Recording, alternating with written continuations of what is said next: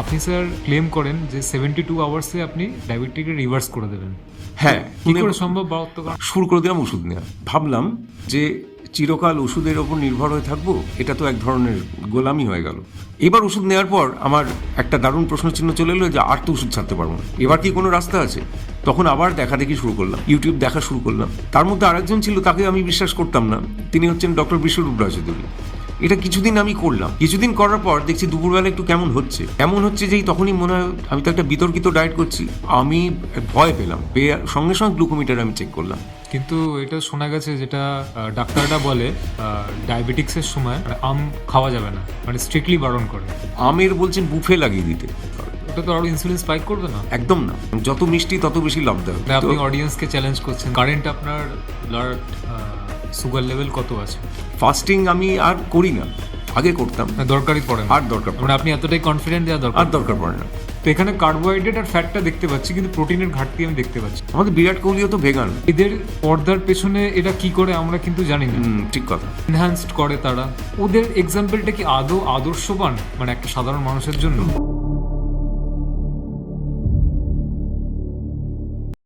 আজ ভারতে প্রতি 3 জনের মধ্যে একজন ডায়াবেটিক্সে আক্রান্ত, এবং অনেকেই জানে না যে তারা ডায়াবেটিক্সে আক্রান্ত আছে। ডাক্তারের প্রেসক্রিপশন, ওষুধ, তারপর ডায়াবেটিক্স নিয়ন্ত্রণের বাইরে। কিন্তু আজ আমাদের প্রশ্ন হলো, ডায়াবেটিস কি সত্যি একটা লাইফ লং জার্নি, নাকি ওষুধ ছাড়াও ডায়াবেটিসকে নিয়ন্ত্রণ করা সম্ভব? এই প্রশ্নের উত্তর দিতেই আছে আজকে এয়ার পডকাস্টের এই বিশেষ এপিসোড। আমাদের সঙ্গে রয়েছেন অরিন্দম সেনগুপ্ত, যিনি একজন dietician and wellness and inflammatory expert, যিনি ডায়াবেটিসকে শুধু রোগ হিসাবে নয়, বরং একটা রিভার্সাল কন্ডিশন হিসাবে দেখে। আজকে আমরা জানতে পারবো ডায়াবেটিক্স কী করে হয়, ফুড এবং ইনফ্লামেশন কী করে ডায়াবেটিক্স বাড়িয়ে দেয়, ওষুধ ছাড়া কী করে সে স্বাভাবিক জীবনযাত্রায় ফিরতে পারবে। আপনি যদি ডায়াবেটিক্সে ভোগেন বা আপনার পরিবারে কেউ যদি ডায়াবেটিক্স আক্রান্ত হয়, তো এই এপিসোডটা স্পেশালি আপনাদের জন্য। আমি Alapan Ray, this is AR podcast. Enjoy the show. Welcome sir. Welcome sir, আপনার ব্যাপারে অনেক শুনেছি আমি। আপনি ডায়াবেটিক্স, ব্লাড প্রেশার, এগুলোর উপর আপনি কাজ করেন। তো স্যার, আপনার জার্নিটা একটু বলুন, আপনার ফর্মাল এডুকেশন, এবং আপনি তারপর কি করে এই ন্যাচুরোপ্যাথি এবং এই আয়ুর্বেদা এই ট্রিটমেন্টগুলোতে আসেন। তো স্যার, আপনার জার্নিটা একটু ব্রিফ বলুন, তারপর আমরা আগে ডিসকাস করব। হ্যাঁ, ব্যাপারটা হচ্ছে আমার মূল যে কাজ, মানে আর্নিং যে ইয়েটা আর কি, মানে প্রসেসটা যেটা যেভাবে আর্ন করি, সেটা হচ্ছে আমার টিচিং। আমি একজন ম্যাথামেটিক্স টিচার ছিলাম, আছিও, থাকবো।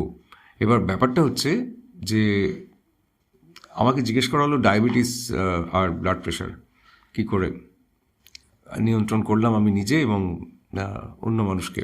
রাইট, আপনি তো নিজেও একটা ডায়াবেটিক পেশেন্ট ছিলেন আগে। আমি ডায়াবেটিক ছিলাম, রাইট। এবং কত সাল থেকে? সেখান থেকেই আমি ছিলাম। ডায়াবেটিস ধরা পড়েছিল আমার 2017-র মাঝখানে, ওকে। 2017। তো সেখানে আমি অন্য লোকের মতো আমিও মেডিসিন নেওয়া চালু করলাম। ওকে। এবং আমাকে কথা বলা হলো যে এই ডায়াবেটিস কখনো সারবে না, ওষুধ আপনাকে লাইফ লং খেতে হবে। তো আমি বললাম যে কোনোভাবে কি এটা নিয়ন্ত্রণ করা যায় না অন্যভাবে, ওষুধ ছাড়া? তো বললেন না। ডাক্তারবাবু বললেন, অ্যালোপ্যাথিক ডাক্তারই দেখিয়েছিলাম, বললেন যে না, আপাতত তো সম্ভব হচ্ছে না। কিন্তু কেন জানি না আমি ভাবলাম যে চিরকাল ওষুধের ওপর নির্ভর হয়ে থাকবো, এটা তো এক ধরনের গোলামি হয়ে গেল। তো কোনো কি উপায় আছে, নাকি সত্যি আমি জালে পড়ে গেলাম? এবার চারপাশে যে প্রচলিত কথা আছে যে একবার ওষুধ ডায়াবেটিসের নিলে সেটা আর বন্ধ হয় না। কারেক্ট। তো এই শুরু করবার আগে ওষুধ প্রেসক্রাইব করে ডাক্তারবাবু দিয়েছিলেন না। শুরু করার আগে 10 বার ভাবছি যে শুরু করলে তো আর বন্ধ করতে পারবো না, তাহলে কখন আমি নেবো আর কখন নেবো না। আবার এই কথাও প্রচলিত আছে যে দীর্ঘদিন ডায়াবেটিস যদি রেখে দেওয়া যায় তাহলে অনেক ড্যামেজ হয়ে যায়, অনেক আর্লি স্টেজে যদি ট্রিটমেন্ট শুরু করা যায় তাহলে সেটা মঙ্গল, কারেক্ট। ড্যামেজ কম হয়, এই কথা জানতাম। তো সুতরাং খুব দোলাচলের মধ্যে রইলাম যে আমি ওষুধটা শুরু করব না করব না। শুরু করলে বন্ধ করতে পারবো না, আবার শুরু না করলে ড্যামেজ বেড়ে যাবে, কি করা যায়। তো তখন আমি যে ডাক্তারবাবুকে কনসাল্ট করেছিলাম সেই অনুযায়ী আমি ডায়েট নেওয়া শুরু করলাম যেমন বলেছিলেন উনি, এবং আমি তুমুল হাঁটাহাঁটি শুরু করলাম, ওকে। যেমন বলা হয় হাঁটতে। আপনি কার আন্ডারে সুপারভিশনে ছিলেন আপনি? একজন allopathic doctor, allopathic doctor. Allopathic doctor, okay. তিনি বলেছিলেন যে এরকম করতে। সেটা কি ইনসুলিন স্টেজে গেছিল? না, ইনসুলিন স্টেজে যায়নি, অনলি ট্যাবলেটস। অনলি ট্যাবলেটস ছিল। ওকে। কত ছিল আপনার? আমার ছিল র্যান্ডম ছিল 260 260 র্যান্ডম ছিল। ওকে। 260 মানে ভালোই হাই। হ্যাঁ, এই বর্তমান বাজারে তো তাই বলা হয়। এবার সেই 260 থেকে আমি ওষুধ নেবো কি নেবো না সেটা এখনো ডিসিশন নিতে পারিনি। ওকে। হাঁটাহাঁটি শুরু করলাম, খাবার নিয়ন্ত্রণ করলাম, কিন্তু দেখা গেল আমার মাথায় একটা জিনিস ঢুকে গেল যে আমি যদি 200-র নিচে করতে পারি ব্লাড সুগার, মানে খাবার 2 ঘন্টা পরে সুগারটা যদি 200-র নিচে করা যায় তাহলে আমি বুঝলাম যে আমি বিপদমুক্ত হতে পারি। যদিও ডাক্তাররা এই কথা একদমই বলেন না, ডাক্তাররা বলেন 140, কিন্তু আমার মাথায় কি করে এই 200টা এলো রাইট ওই অবস্থায়, কারণ আমি কিচ্ছু জানি না তখন। রাইট। এই 200-র ব্যাপারটা হচ্ছে যে আমি বারবার উদাহরণ খুঁজছিলাম, কেউ কি আছে এরকম যে ওষুধ নিতে নিতে বন্ধ করেছে কাউকে ডায়াবেটিক হিসেবে। ওকে। দেখা গেল যে উনি একবার ডেঙ্গুতে হাসপাতালে ভর্তি হন, রাইট। ভর্তি হওয়ার পর ওনাকে যখন ছাড়ে হাসপাতাল থেকে তখন ডাক্তারবাবু দেখি ওষুধটা বন্ধ করে দিলেন। মানে এই কি, আমরা তো শুনেছি ওষুধ বন্ধ হয় না। ওকে।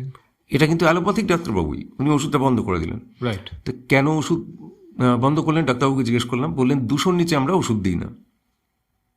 ও 200, কিন্তু আমরা মানে খাবার 2 ঘন্টা পর, ভালো ভরপেট খাবার 2 ঘন্টা পর, যেটা ব্লাড সুগার মাপা হয় ওটাকে পিপি বলা হয়, পোস্ট প্যান্ড্রিয়াল বলে ব্লাড সুগার, ওইটা 200-র নিচে যদি চলে যায় তাহলে তার ওষুধ লাগে না, এই কথা বল।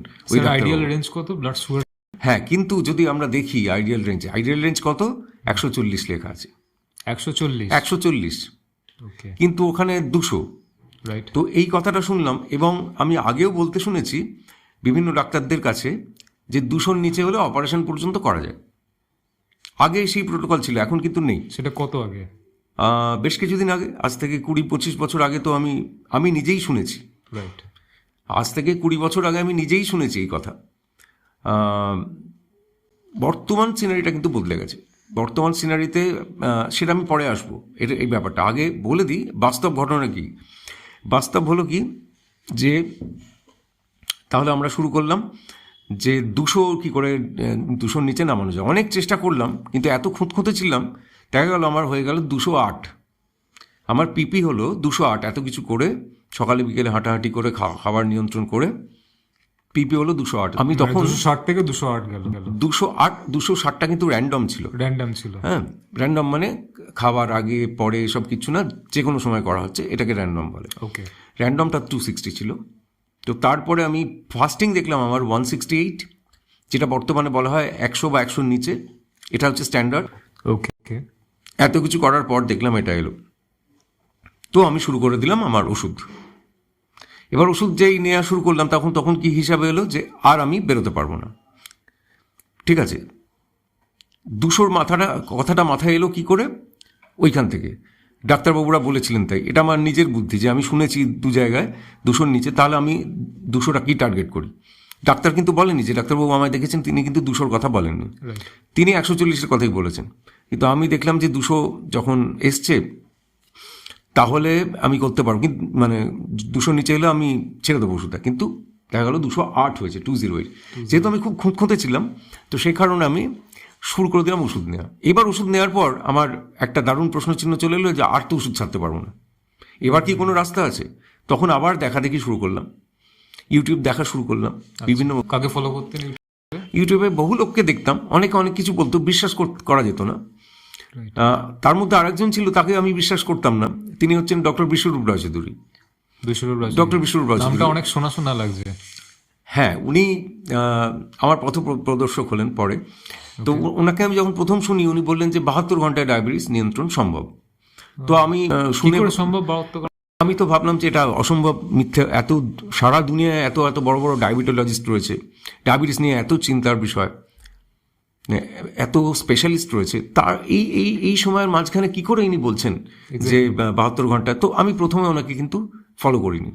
ওকে, আমি সিম্পলি কিছু কিছু ওনার নিয়ম কিছু কিছু ফলো করতে থাকলাম এবং নিজে নিজে কিছু বুঝলাম।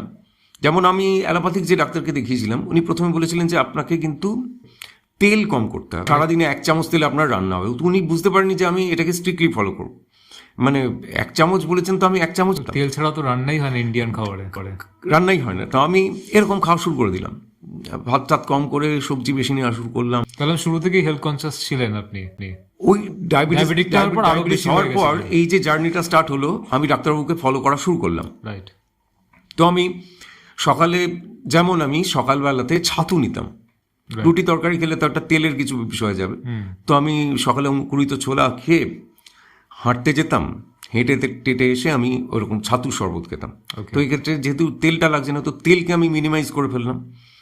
তো এইরকম বিভিন্ন জিনিস, হাঁটাহাঁটি তো চলতোই, যোগব্যায়াম করতাম এবং তার সাথে ছিল খাবার মানে আমি ভাত প্রচণ্ড অল্প খেতাম ওকে, এবং সবজি বেশি খেতাম।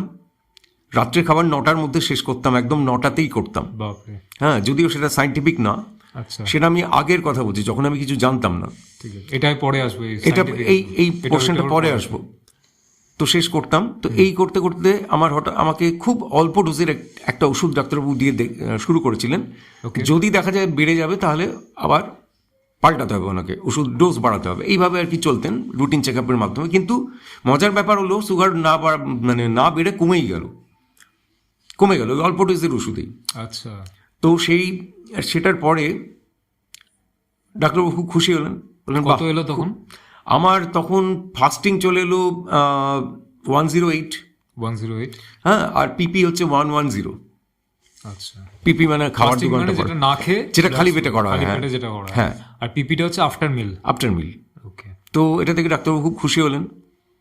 ঠিক আছে, চলছে 6 মাস পরে বললাম ডাক্তারবাবু, আমার তো HbA1c একটা টেস্ট হয়, যেটাতে দেখা যায় যে 3 মাস যাবত আমার কীরকম ব্লাড গ্লুকোজ মেনটেন হয়েছে, এটা বোঝা যায়।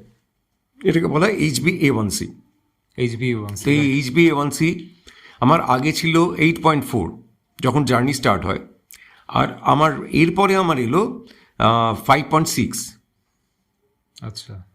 তো ডাক্তারবাবু খুব খুশি হলেন। অ্যাকচুয়ালি ওটা বলা হয় যে 6.5-এর ওপরে গেলে তাকে ডায়াবেটিক হিসাবে ধরা হয়, অ্যাকর্ডিং টু মেডিকেল ইন্ডাস্ট্রি। আচ্ছা, একবার কাইন্ডলি রিপিট করবেন, HbA1c-টা অ্যাকচুয়ালি কি জিনিসটা কি? HbA1c হচ্ছে এমন একটা পরীক্ষা যেটা থেকে বোঝা যায় যে 3 মাস আমার কত ব্লাড সুগার গড়ে ছিল আর কি।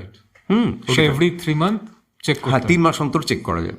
তো এই HbA1c আমার দেখা গেল যে 8.4 ছিল, যেটাকে বেশি ধরা হয়, কিন্তু সেটা গিয়ে দেখা গেল 5.8 হয়ে গেছে। 5.8 হয়ে গেছে। তো এটাতে খুব খুশি হলেন ডাক্তারবাবু। কিন্তু আমি একটা প্রশ্ন করেই ফেললাম, যে ডাক্তারবাবু, আপনি কি ওষুধটাকে বন্ধ করতে পারি? উনি বললেন না, এখন না, আমি আপনাকে পরে একবার দেখবো চেষ্টা করে। এই কথা তাও বলেছেন আমার ডাক্তারবাবু, অন্য ডাক্তারবাবুরা বলেন না এই কথা, যে ভাবতেই বারণ করেন যে ওষুধ বন্ধ করা যাবে। এই নিয়ে লাইফ লং একটা জার্নি। হ্যাঁ, এইটা সব ডাক্তারবাবু প্রায় বলে থাকেন। এখন একটু সিনারিটা বদলেছে। আগে তো সবসময় বলা হতো যে ওষুধ ছাড়ার কথা চিন্তাই করবেন না, ডোজ কমিয়ে দেবো, কিন্তু ওষুধ ছাড়ার কথা চিন্তা করা যাবে না। তো এই আমার এক ছাত্রের বাবা, তিনি ন্যাশনাল মেডিকেল কলেজের ডাক্তার ছিলেন। তো তার সাথে কোনো একদিন দেখা হয়, কথায় কথায় কথা উনি জানতে পারেন। তো উনি যখন শোনেন যে আমি 16 কেজি ওয়েট লুজ করেছি এই জার্নিটাতে, তখন উনি বলেন যে মাত্রাগুলো আমার জানতে চান। আমি সব বলি। উনি বলেন আপনি ছেড়ে দিন। তো উনি যেই ছেড়ে দেওয়ার কথা বললেন, আমি খুব জোর পেয়ে গেলাম যে একজন ডাক্তারবাবু বললেন আমাকে ছাড়তে, কিন্তু উনি প্রাইভেট প্র্যাকটিস করেন না, উনি প্রাইভেট প্র্যাকটিস করেন না, উনি গভর্নমেন্ট হসপিটালের গভর্নমেন্ট হসপিটালের ডক্টর। উনি এই কথা বললেন, উনি অর্থাৎ কি ডায়াবেটিক স্পেশালিস্ট উনি? না, উনি এমনি সাধারণ ডাক্তার। আচ্ছা, কিন্তু ব্যাপারটা হচ্ছে উনি যে কথাগুলো বলেন উনি কিন্তু প্রপার মেডিকেল সায়েন্সকে ধরেই বলেন। রাইট। এবং মেডিকেল সায়েন্স, আমি আসবো মেডিকেল সায়েন্স কি বলে আর ডাক্তার কি বলে, ডাক্তারবাবুরা কি বলেন, দুটো কিন্তু সবসময় সমান হয় না। তখন দেখা গেল যে আমি ওষুধ ছাড়বো, একদম খুব আনন্দ পেলাম যে আমার ওষুধটা বন্ধ হয়ে যাবে। কিন্তু ব্যাপারটা হচ্ছে মনে খুব ভয় ঢুকে গেল, কারণ চারিদিকে বাতাবরণ কিন্তু এইভাবে বলা আছে ওষুধ ছাড়লে কিন্তু ভয়ঙ্কর ব্যাপার, ডায়াবেটিসের ওষুধ বন্ধ করেছো সর্বনাশ হয়ে যাবে। তো এই ভয়টা কিন্তু আমার মধ্যেও ছিল, ওকে, আমারও ভয় করছিল। তখন আমি আবার এই ডক্টর বিশ্বর রায়চৌধুরীকে ভিডিওটা আমার চলে এলো ঘাঁটতে ঘাঁটতে ইউটিউবে, এবং দেখলাম উনি একটা বিতর্কিত ডায়েট প্ল্যান বললেন।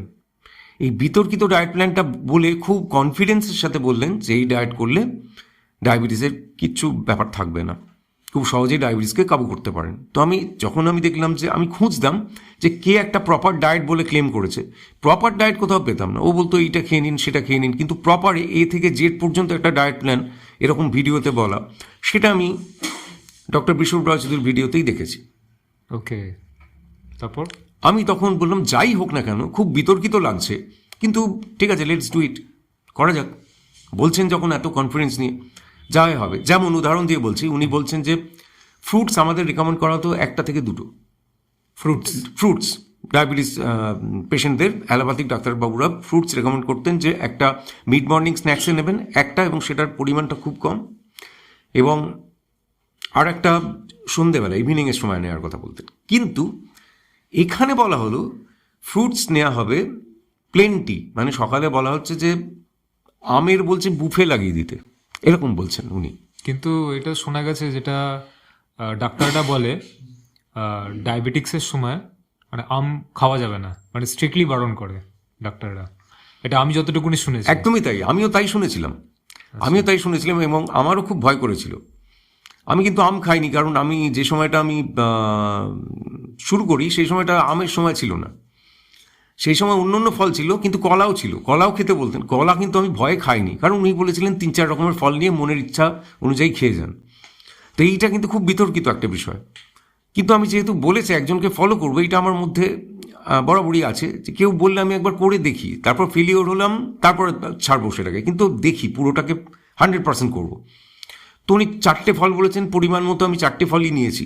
অ্যাটলিস্ট আমাকে বলেছিলেন যে 750 গ্রাম খেতে, রাইট, আমার বডি ওয়েট অনুযায়ী। তো আমি খাওয়া শুরু করলাম, কিন্তু বেছে বেছে ওই আপেল যেগুলোকে গ্লাইসেমিক ইন্ডেক্স যাদের কম, তখন এই গ্লাইসেমিক ইন্ডেক্স নিয়ে পড়াশুনো, এটা একটু কি বলুন, গ্লাইসেমিক ইন্ডেক্সটা কি? মানে যেটাতে ব্লাড সুগার লোড বেড়ে যায়, যে ফুড খেলে ব্লাড বেশি বাড়ে, হ্যাঁ, সেটা স্পাইক দেবে কিরকম। হ্যাঁ, কিন্তু এইগুলো ভিত্তিহীন, হ্যাঁ, এগুলো পরে আমি আসবো। এইগুলো আমি তখন খুব ফলো করতাম, কার গ্লাইসেমিক ইন্ডেক্স বেশি কার কম, এইগুলো দেখতাম। তো সেই অনুযায়ী আমি দেখে দেখে খুব কম পেয়ারা, আপেল, হ্যাঁ, এই সমস্ত বেছে বেছে চয়েস করলাম। অনলি ব্রেকফাস্ট ফ্রুটসেই নিলাম, এবং ফ্রুটসটা প্লেন্টি অফ মানে অফ ফ্রুটস নিলাম। কিন্তু ব্যাপারটা হচ্ছে সেগুলো বেছে বেছে আমি চয়েস করলাম। কলা কিন্তু নিতাম না, সবেদা খেতাম না, এগুলো কিন্তু খেতাম না। এটা কিছুদিন আমি করলাম, কিছুদিন করার পর দেখছি দুপুরবেলা একটু কেমন হচ্ছে যেই তখনই মনে হয় আমি তো একটা বিতর্কিত ডায়েট করছি, কাউকে জিজ্ঞেসও করিনি কিছু না যে ঠিক না ভুল, এবং মেডিকেল কমিউনিটির সাথে সেটা খুব উল্টো দিকে যায়। এক্স্যাক্টলি। তো আমি ভয় পেলাম, সঙ্গে সঙ্গে গ্লুকোমিটার আমি চেক করলাম যে আমার মনে হয় খুব বেড়ে গেছে। দেখলাম অনলি 72 উইদাউট মেডিসিন। কিন্তু মানে ফল করেছে, ফল এটাকে বলে না, মানে 70-এর নিচে গেলে ফল বলে। আচ্ছা, কিন্তু আমি দেখলাম যে 72। তো বডি তো একটা জার্ক পাবে, মানে এতদিন যে ব্লাড সুগার অভ্যেস ছিল, হঠাৎ করে যদি ওটা নেমে যায় একটা জার্ক আসবে। তো এটাতে দেখলাম যে খুব আশ্চর্য হলাম, এ কি এরকম 72, আশাই করতে পারিনি। তো আনন্দের সাথে আমি পরের দিন আখের রস খেলাম। আচ্ছা, আখের রস খেলেন, যেখানে বলা হয় যে মারাত্মক আখের রস থেকে চিনি হয়, জানি আমরা, রাইট, হ্যাঁ, একদম। সেই আখের রস আমি খেলাম, যদিও খুব ধীরে ধীরে খেলাম, তাড়াহুড়ো বা ধীরে। নিশ্চয়ই আমরা একটা আখ খেতে যে সময় লাগে, যে পরিমাণ আখের রস হয় ওইটাই যদি আমি খাই চিবিয়ে আখ, যতটা সময় লাগবে সেইভাবেই আখের রস খাওয়া উচিত। কোনো সাইন্টিফিক আদারওয়াইজ নিশ্চয়ই, নইলে এটা রিফাইন্ড ফুডের মতো কাজ করবে। রিফাইন্ড ফুড কেন আমরা গরম করি? কারণ সুগার হঠাৎ করে উঠে যায় রক্তে, রক্তে হঠাৎ করে গ্লাইসেমিক লোড চলে আসে। আচ্ছা, ঠিক আছে, তো ওইটা মুশকিল, ওটাই সমস্যার কারণ। কিন্তু আমি যদি ড্রপ বাই ড্রপ দিই তাহলে কিন্তু ওটা ওই সমস্যা করে না, বরং হেল্প করে আমাকে। তো সে কারণে লিকুইড যে কোনো খেতে হবে, এইভাবে খেতে হবে। লিকুইড খাওয়ার রুলই হচ্ছে এটা। তো আমি দেখলাম যে এবার মনে হয় কিছু একটা গোলমাল হবে, আমি চেক করলাম, কিন্তু মজার ব্যাপার হচ্ছে তখনও 72। এই যে 72টা প্রায় দেখলাম যে একদম স্ট্যান্ডার্ড হয়ে গেছে, ভয়টা চলে যেতে শুরু হলো।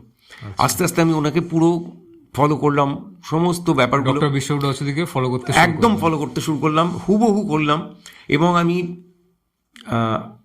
অনেকে বলে ডায়াবেটিসে কি ভাত খাওয়া যায় না ইত্যাদি, এখানে কিন্তু ভাত একদম খাওয়া যায়, খাওয়া যায়, সমস্ত খাওয়া যায়, সমস্ত খাবার খাওয়া যায়, কিচ্ছু বাদ থাকে না, সব খাওয়া যায়। ঠিক আছে, কিন্তু কয়েকটা খাবারকে একদম অ্যাভয়েড করতে বলা হয় ইনিশিয়ালি, কিন্তু পরে আমরা মাঝে মধ্যে সেগুলো নিতেই পারি, কিন্তু সেটা খুব মাঝে মধ্যে, সপ্তাহে একদিন ম্যাক্সিমাম, এরকম সপ্তাহে একদিন নেওয়া যায়। চিটিং ডায়েট থাকে আমাদের একটা, সব খাওয়া যায়। হ্যাঁ, কিন্তু নর্মালি যেগুলো খাওয়া যায় সেটা হচ্ছে নিরামিষ ভাত ডাল তরকারি সব খাওয়া যায়।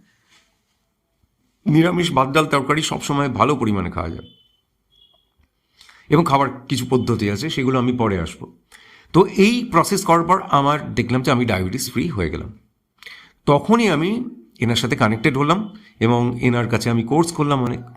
কি কোর্স করলেন? আমি প্রথম কোর্স করেছিলাম সার্টিফাইড ডায়াবেটিস এডুকেটর, এই কোর্সটা করি, এবং তারপর আমি আস্তে আস্তে যুক্ত হতে থাকি, আরও জানার আগ্রহ বাড়ে। সেটা কি অনলাইন না অফলাইন করেছেন? অনলাইন করেছিলাম। সেটা কত সাল? আমি করেছি 2018। 2018, ওকে।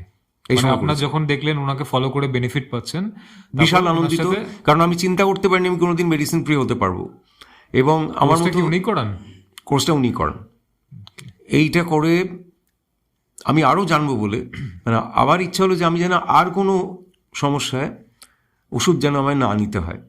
তো স্টিল নাও আজ পর্যন্ত আমি একটা ওষুধও খাইনি, না অ্যালোপ্যাথিক, না আয়ুর্বেদিক, না হোমিওপ্যাথিক, কোনো ওষুধই আমার চলেনি। তো এইটা একটা জেদ হয়ে গেল যে না, আর কখনো আমি করবো না, অ্যালোপ্যাথিক ওষুধ আমি নেবো না। আচ্ছা, কারেন্ট আপনার ব্লাড সুগার লেভেল কত আছে? 5.8 HbA1c। আর ফাস্টিং আর পিপি? ফাস্টিং আমি আর করি না, আগে করতাম, দরকারই পড়ে না, আর দরকার পড়ে মানে আপনি এতটাই কনফিডেন্ট দেওয়া দরকার, আর দরকার পড়ে না। আমাদের বলাই হয় যে যদি আমরা ঠিক জিনিস করি তাহলে টেস্টের কোনো ভিত্তি নেই। যদি আমি ঠিক করি, আমি জানি এবার কোনটা ঠিক আমার জানা আছে, এবং বডির সিমটম আমাকে বলে দেবে যে আমার সমস্যা হয়েছে কিনা। ওকে, ব্লাড সুগারের সিমটম কি তাহলে জানা? হ্যাঁ, ব্লাড সুগার হলে একদম ব্লাড সুগারের সিমটম জানতে হবে। ব্লাড সুগারের সিমটম হচ্ছে হঠাৎ ক্লান্তি ভাব বেড়ে যাবে, ফ্যাটিক, ক্লান্তি ভাব আসবে একদম, এবং সেটা একদিন না বহুদিন ধরে ধরে থাকবে। ফ্রিকুয়েন্ট ইউরিনেশন, জল পিপাসা, এগুলো কানেক্টেড। ওকে, ফ্রিকুয়েন্ট ইউরিনেশন এবং পিপাসা পাওয়া, গলা শুকিয়ে যাওয়া, এটা দুটোই কানেক্টেড, ইন্টারকানেক্টেড। তো এইগুলো হবে। ওয়েট লস হয়ে যেতে পারে বা ওয়েট গেইন হতে পারে। হ্যাঁ, ওয়েট লস, ওয়েট গেইন, এইগুলো হচ্ছে সুগারের সিমটম। আরেকটা শুনেছি যে কেটে গেলে ঘা তাড়াতাড়ি শুকায়। একদমই ঠিক, হ্যাঁ, তাড়াতাড়ি ঘা শুকোয় না, শরীরে অনেক স্কিনের রোগ শুরু হবে, ফোঁড়া হবে অনেক রকমের, এইগুলো সমস্ত সিমটমস। তো আপনি স্যার ক্লেম করেন যে 72 আওয়ার্সে আপনি ডায়াবেটিকে রিভার্স করে দেবেন, যত গুরুতর পেশেন্টই হোক না কেন। তো হ্যাঁ, একটা কথা আছে যে সবসময় যে 72 আওয়ার্সে পসিবল তা নয়। কিছু পেশেন্ট আছে, এজের ওপর ডিপেন্ড করে, কতদিন ধরে মেডিকেশন নিচ্ছেন, কী রকম মেডিকেশন নিচ্ছে তার উপর ডিপেন্ড করে। সেই অনুযায়ী তার কিন্তু অনেকাংশে মাত্রা কমে যেতে পারে। যেমন ধরা যাক যে এখন 70 ইউনিট ইনসুলিন নিত, সেম এমনও দেখা গেছে 70 ইউনিট ইনসুলিন কিন্তু বন্ধ হয়ে গেছে 72 আওয়ার্সে। আচ্ছা, ঠিক আছে, বন্ধ হয়ে গেছে। কিন্তু এমনও দেখা যেতে পারে যে তার গিয়ে দেখা গেল যে 20 ইউনিটে ঠেকেছে, কিন্তু 20 ইউনিট তার লাগছে 72 ঘন্টার পর। ঠিক আছে, যে এটা যে সবসময় সবার হয়ে যাবে তা নয়, কিন্তু মোস্ট অফ দ্য পেশেন্ট, অর্থাৎ আমরা এটা একদম সহজেই বলতে পারি, আমরা এখান থেকে বার্তা দিতে পারি মানুষজনকে যে আমার যদি আজকে আমি জানলাম আমার ডায়াবেটিস হয়েছে, তখন আমি আমার যে দিনটা এসেছিল সেদিন অনেকেই মনে করতে পারেন যে হ্যাঁ তাহলে আজকে আমাকে ওই ওষুধ শুরু করলাম আর কোনো দিন বন্ধ হবে না। এইটা থেকে যারা বাঁচতে চাইছেন তাদের জন্য একটা সুখবর রয়েছে।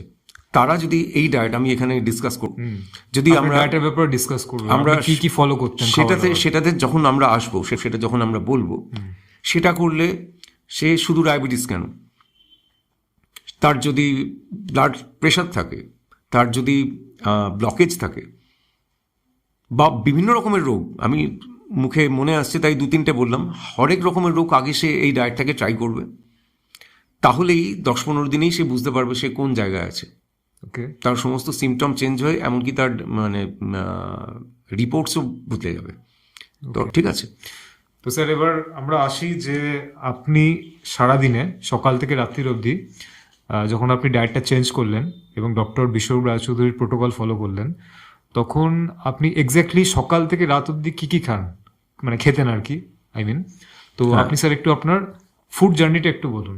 একদম, আমি সকালবেলাতে উঠে সকাল থেকে 12টা পর্যন্ত আমি ফল খেতাম, 3-4 রকমের ফল, এবং যত মিষ্টি তত বেশি লাভদায়ক ব্লাড সুগারের জন্য, যত সুইট ফ্রুটস তত বেশি লাভদায়ক, যেমন কলা, সবেদা, আচ্ছা, আম, যত বেশি আঙুর, এগুলো যত বেশি খাওয়া যাবে তত লাভদায়ক হবে। ওটা তো আরো ইনসুলিন স্পাইক করবে না? একদম না। আচ্ছা, এটা ইনসুলিন পরীক্ষা করে দেখা যেতে পারে। হ্যাঁ, কেউ পরীক্ষা করে দেখতে পারে। মানে আপনি অডিয়েন্সকে চ্যালেঞ্জ করছেন যে একদম শিওর, কেউ যদি শিওর, আপনাকে কিন্তু হ্যাঁ, কিন্তু তার আগে চা খাওয়া যাবে না।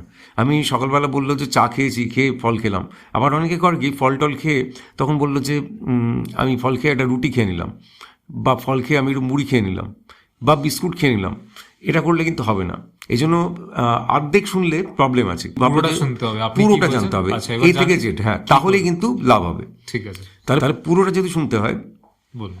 পুরো হচ্ছে আমি সকালবেলা ফল খেলাম, ওকে, ফলের আগেও কিচ্ছু না, কি কি ফ্রুটস খেতেন?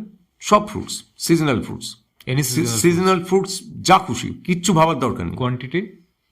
কোয়ান্টিটি অ্যাকচুয়ালি আমি খেতাম যতক্ষণ না আমার পেট ভরছে।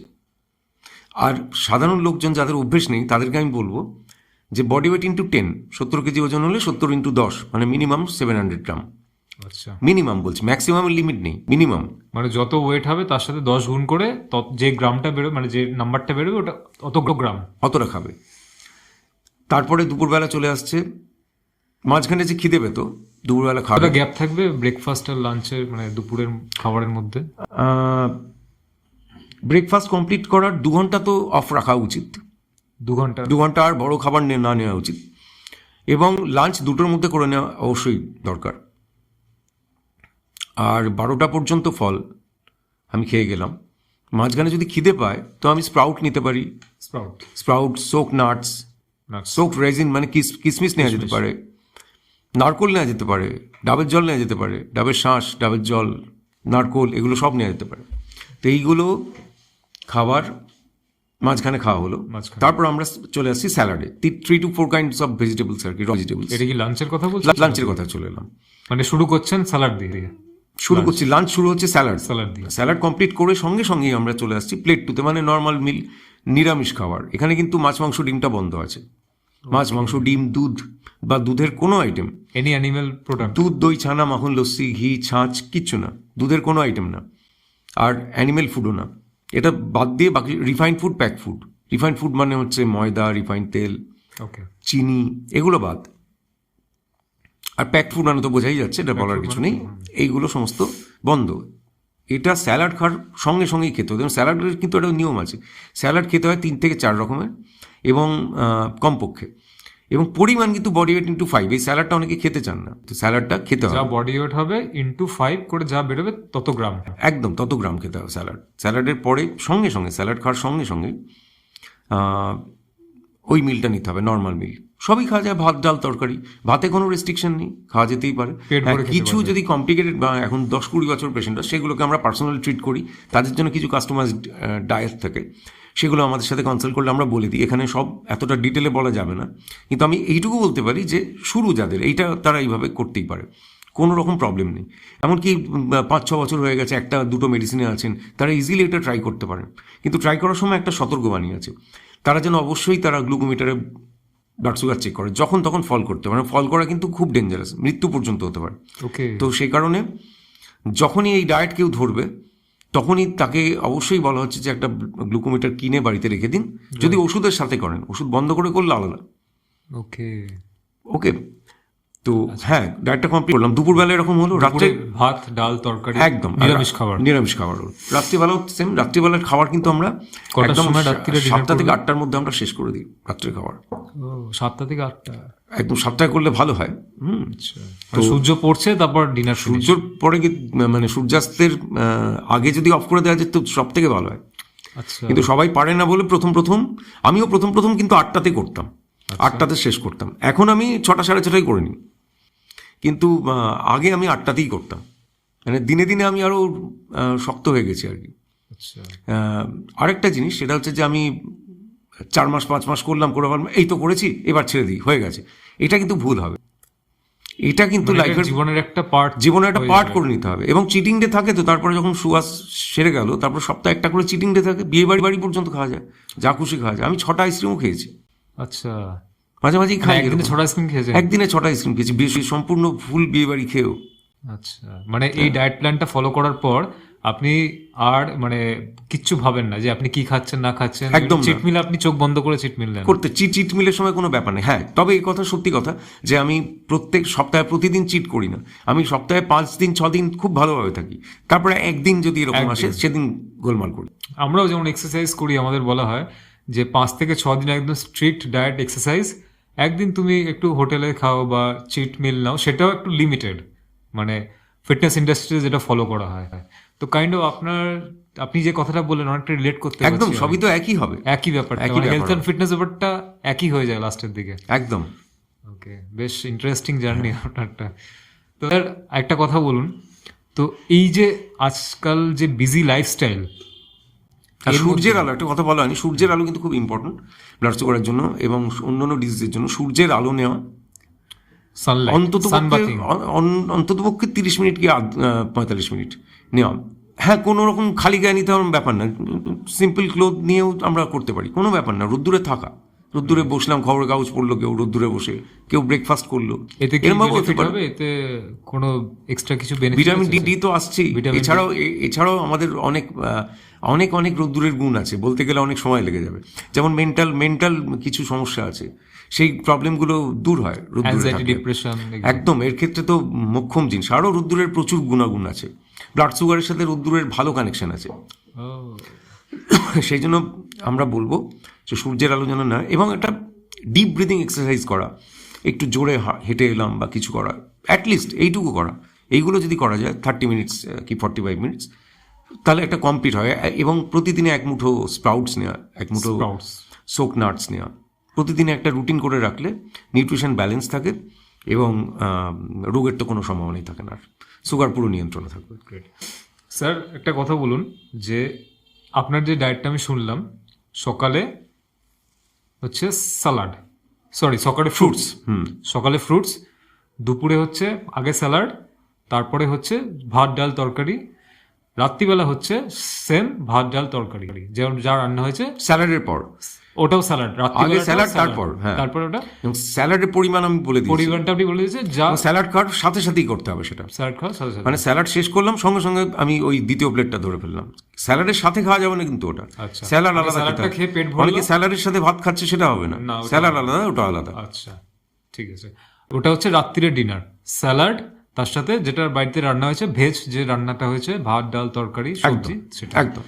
তো স্যার এটা আমি বুঝতে পারছি, এখানে তো আপনি বললেন মাছ মাংস কিছু খাওয়া যাবে না, কোনো ডেয়ারি প্রোডাক্ট খাওয়া যাবে না, তা স্যালাডে ভাত ডাল তরকারিতে তো কার্বোহাইড্রেটই বেশি, তাই না?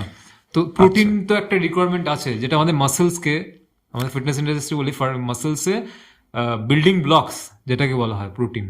তো স্যার এই প্রোটিন ইনটেক করার জন্য বডিতে কি করা যাবে, মানে সেটা কি আপনি কোনো কিছু আলাদা করে কিছু খান? বলছি, বলে দিচ্ছি নাকি কি করা উচিত সেটা? তো ফার্স্ট অফ অল আমাকে দেখেই মনে হচ্ছে আমার প্রোটিনের ঘাটতি রয়েছে, আমি কিন্তু কিছুই খাই না, মাছ মাংস ডিম 3 বছর খাই না আমি। সেটা তো বলা খুব মুশকিল, মানে কাউকে দেখে, কিন্তু একটা বডির মধ্যে স্ট্রেংথ একটা প্যারামিটার, হ্যাঁ সেই রকম কোনো রকম ঘাটতি নেই, মানে আমার সাথে কোনো ঘাটতি নেই, একদমই নেই। আচ্ছা, এবার আসি মানে যুক্তিটাতে, যুক্তিটা বলি, না নিজের দিক থেকে এমনকি ডক্টর বিশ্বপ্রভাত চৌধুরীও নেন না। যেটা আমরা জানি যে একটা প্লেট তখনই পূর্ণ হয় কার্বোহাইড্রেট, প্রোটিন, ফ্যাট, এটা হলে আসছি একটা কমপ্লিট একটা প্লেট পূরণ হয়।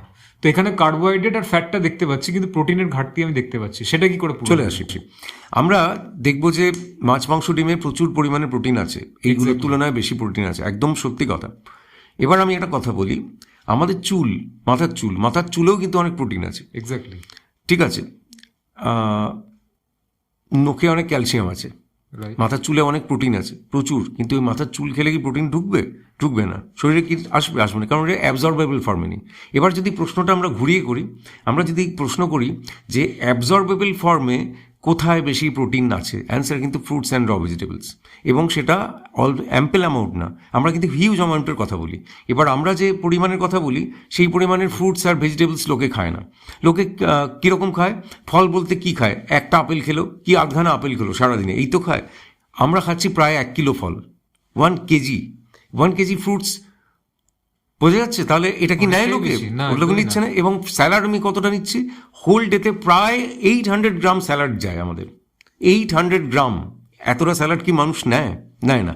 এইটাতে কিন্তু অ্যাবজর্বেবল ফর্মে প্রোটিন রয়েছে, এই প্রোটিনটা কিন্তু অ্যাবজর্ব হয় এখান থেকে। আমরা কি বলেছিলাম, কোশ্চেনটা যদি এরম করা যেত যে অ্যাবজর্বেবল ফর্মে প্রোটিন কোথায় বেশি পাওয়া যায়, তাহলে অ্যান্সার হতো তখন এইটা। আমরা যদি বলতাম শুধু প্রোটিন কোথায় বেশি আছে, তাহলে ওইটা চলে আসতো, মাছ মাংস ডিম, চুল, মাথার চুল। কিন্তু যদি প্রশ্ন করা হয় অ্যাবজর্বেবল ফর্মে কোথায় বেশি আছে, তাহলে অ্যান্সার অবশ্যই এটা হবে, ফ্রুটস অ্যান্ড র ভেজিটেবলস।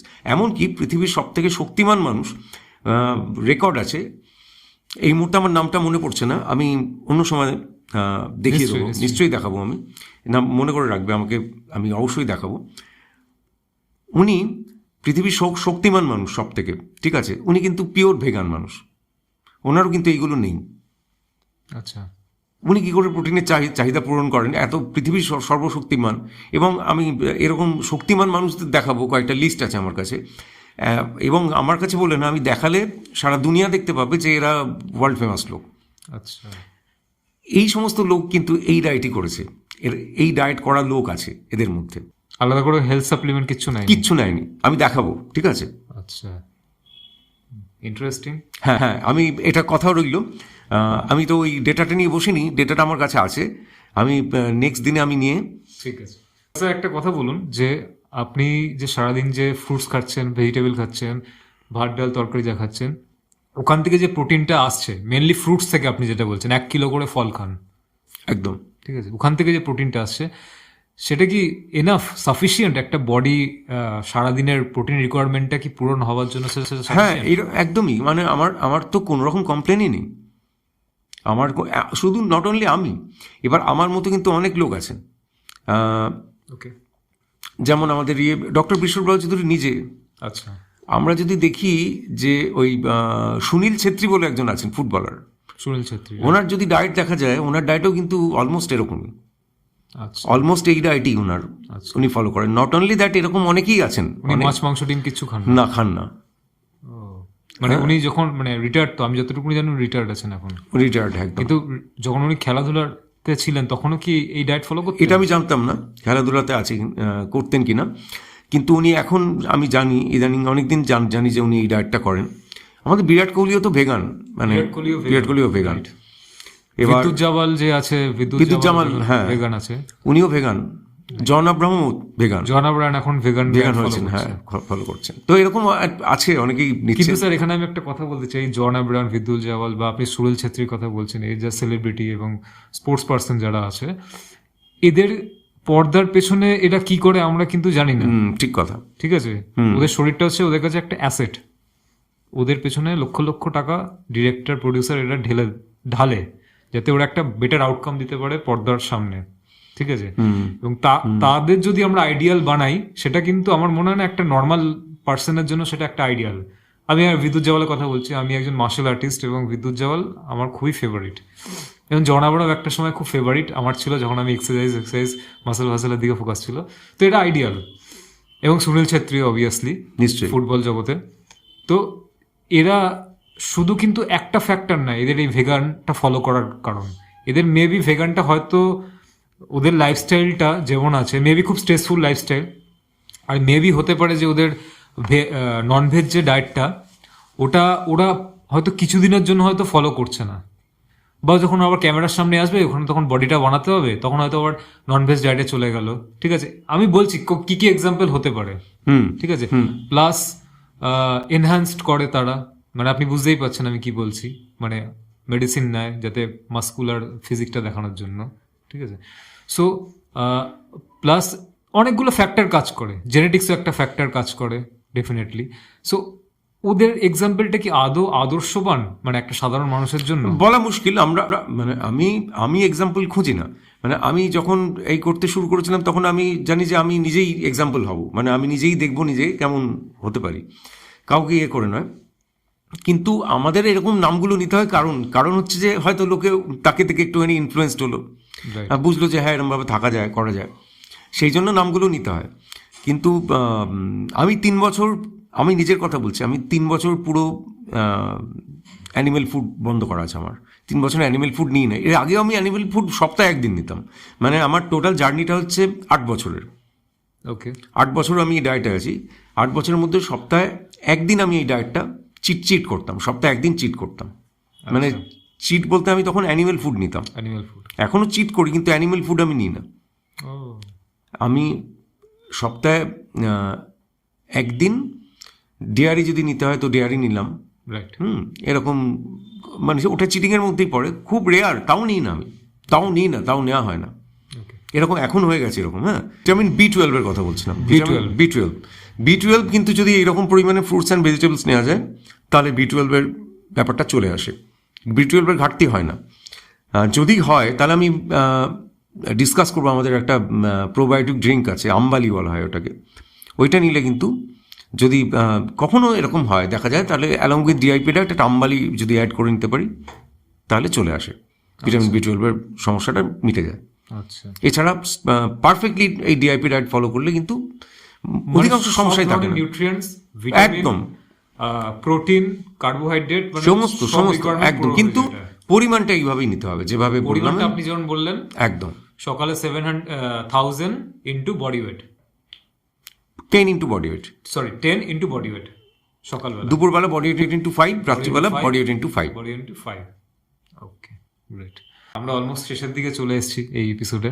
তো আর 2-3টে কোশ্চেন আপনাকে করবো আমি মেনলি।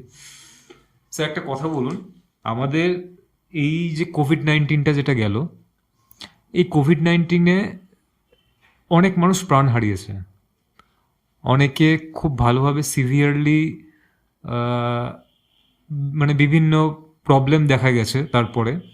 প্লাস এই যে কোভিড-19 ভ্যাকসিনটা যে নিয়েছে মানুষ, এটা নিয়েও কিন্তু মানুষের কিন্তু অনেক কমপ্লিকেশন দেখা গেছে, সাচ অ্যাজ যেমন অ্যাজমা প্রবলেম, যাদের হার্ট প্রবলেম আছে বা যাদের ডায়াবেটিক্স আছে, সেগুলো সেই পেশেন্টগুলো মানুষদের এই কোভিড ভ্যাকসিনে বেশি কমপ্লিকেশন দেখা গেছে। এবং কোভিড ভ্যাকসিন অনেকের শরীরকে ইমিউনিটিকে কিন্তু কম করে দিয়েছে, ওকে দেখতে পেয়েছি। এখানে কিন্তু মানে একটা বিজ্ঞানী মহল বলেছিলেন, এক ডাক্তার মহলরাও বলেছিল, কিন্তু সেই সংখ্যা খুব কম ছিল। ম্যাক্সিমামই যেটা আবহাওয়া ছিল যে উল্টো কথাটা, যে কোভিড ভ্যাকসিন খুব দরকারি, খুব উপকারী, কিন্তু বাস্তবে সেটা প্রমাণ হয়নি। এবং সেটা অনেকে স্বীকার করতেও চায় না। এমনকি এখন তো কেউ স্বীকার করেও ফেলছেন, স্বীকার করছেন যে হয়েছে, অনেক জায়গায় দেখা গেছে। আপনি কোভিড ভ্যাকসিন নিয়েছেন? আমি নিইনি। আপনি নেননি? আমি নিইনি এই কারণেই, যেহেতু ট্রাভেল করতে অসুবিধা হয়নি? না, ট্রাভেল করিনি ওই সময়। আচ্ছা, ওই সময় ট্রাভেল আমার বাচ্চাও আছে, আমি কাউকে নিতে দিইনি। আচ্ছা, কাউকে নিতে দেননি? আমার পরিবারে কেউ নেয়নি। তো তারা কোনো কমপ্লিকেশন হয়নি? কোনো কমপ্লিকেশন হয়নি, বরং নিলেই তো কমপ্লিকেশন হতো, এরমই আশা ছিল। আমি যেহেতু ডক্টর বিশ্বর ব্রহ্মচিদুর কাছে আমি দেখলাম যে একটা ষড়যন্ত্র ছিল ডায়াবেটিসের ওপরে, সেটা আমি দেখতে পেয়েছি পরিষ্কারভাবে। তো তখনই আমি ওনাকে ফলো করতে শুরু করি এবং তার মধ্যেই কোভিড আসে। তখন ওনার বার্তা আমি শুনেছিলাম, এটাকে বলেছিলেন একটা সিম্পল ফ্লু ভাইরাস, এটাকে নিয়ে ওরিড হওয়ার কিচ্ছু নেই। এবং তার ট্রিটমেন্ট করার জন্য উনি একটা দল গঠন করেন, তার নাম হচ্ছে network of influenza care expert, NIC। সেখানে আমি নাম লিখিয়েছিলাম, আহ্বান করেছিলেন উনি কারা কারা আসবেন। তো আমি গেছিলাম, আমাদের ট্রেনিং দেওয়া হয়েছিল। তো সেই ট্রেনিং নিয়ে অফিসিয়ালি আমি 50-এর ওপর কোভিড পেশেন্ট দেখি। অফিসিয়ালি, আনঅফিসিয়ালি তো অনেককেই দেখেছি। আপনি ট্রিট করেন? আমি ট্রিট করেছিলাম কোভিড পেশেন্টদের, অফিসিয়ালি নাইসে থেকে। সেটা আমরা পরের পার্টে ডিসকাস করবো এই ব্যাপারটা নিয়ে আরো Right. ডিটেলসে, যে কিরকম ভাবে ট্রিট করেছিলেন না করেছিলেন। আর আপনার নিজের কোভিড হয়নি? হতেই পারে, আমার জ্বর হয়েছিল এক সময়।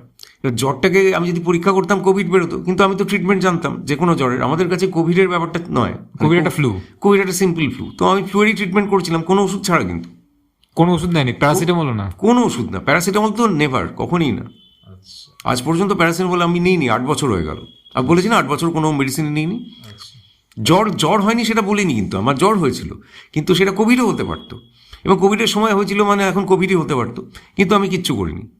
আমি কোনো একটা মেডিসিন নিইনি, কোনো আয়ুর্বেদিক জিনিসও নিইনি, নর্মাল খাবার মধ্যে ছিলাম। পরে এগুলো ডিসকাস করবো। স্যার লাস্ট একটা কোশ্চেন করছি, সবই তো স্যার বুঝলাম, আপনার ডায়েট প্ল্যান, আপনার লাইফস্টাইল সবই বুঝলাম, এবং আপনি কি ধরনের অ্যাপ্রোচে আপনি পেশেন্টকে ট্রিটমেন্ট দেন আপনি। কিন্তু স্যার একটা কথা বলুন আমাকে, আজকালকার দিনে স্ট্রেস একটা সবথেকে বড় ফ্যাক্টর, যেটা মানুষ যতই ফলো করুক, যতই নিজেকে ঠিক রাখুক, স্ট্রেস জিনিসটা যদি জীবনে থাকে সেটা কিন্তু একটা অ্যাডভার্স এফেক্ট শরীরে দেয়। একদমই তাই। এবং সেটাকে আমরা কি করে আমরা ওভারকাম করব? কারণ দেখুন, কারোর মেবি জব রিলেটেড স্ট্রেস আছে, কারোর মেবি রিলেশন ইস্যু আছে, কারোর মেবি কোনো হেলথ প্রবলেম আছে যার জন্য ওর স্ট্রেস আছে একটা, ঠিক আছে? সবার বিভিন্ন জায়গার। প্লাস আজকের দিনে দেখবেন এনভায়রনমেন্টাল স্ট্রেস, যেমন ধরুন পলিউশন এত এয়ারে, ঠিক আছে, সাউন্ড পলিউশন বিভিন্ন ধরনের, ঠিক আছে। সো এই স্ট্রেস এইটাকে কি করে হ্যান্ডেল করা যায়? অনেক লম্বা মেথড, কিন্তু আমি 2-3টে সহজ মেথড বলে দিচ্ছি। এই 2-3টে সহজ মেথড মানুষকে মেনটেন করতে। নাম্বার 1, ডেতে দিনের বেলা সানলাইট প্রচুর বেশি নিতে হবে, রাতের বেলা লাইট কম নিতে হবে।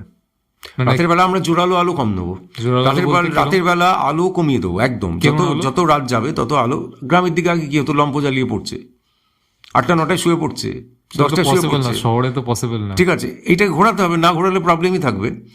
আমরা কি করছি, রাত্রে এলইডি আলো, বড় বড় আলো জ্বালছি।